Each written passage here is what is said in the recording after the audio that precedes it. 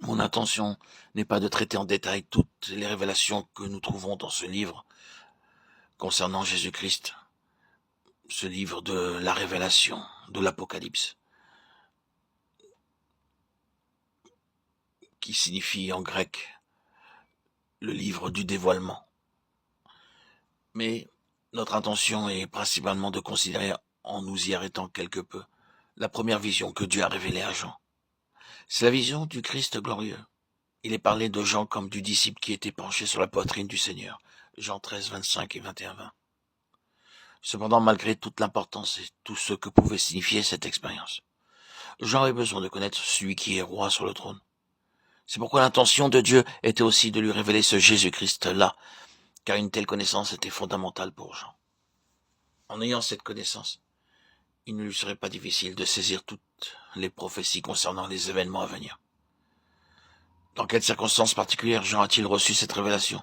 Moi, Jean, votre frère, et qui est part avec vous à la tribulation et au royaume et à la persévérance en Jésus-Christ, j'étais dans l'île appelée Patmos, à cause de la parole de Dieu et du témoignage de Jésus, Apocalypse 1:9.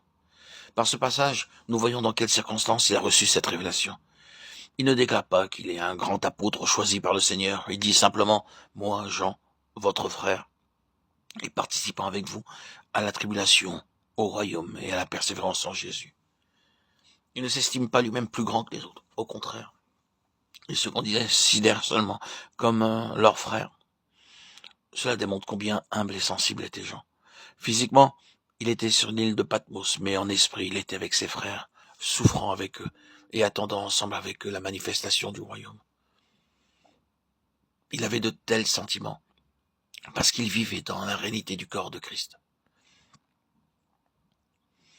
Il savait que la relation qui existe entre les tribulations, le royaume et la persévérance sont inséparables.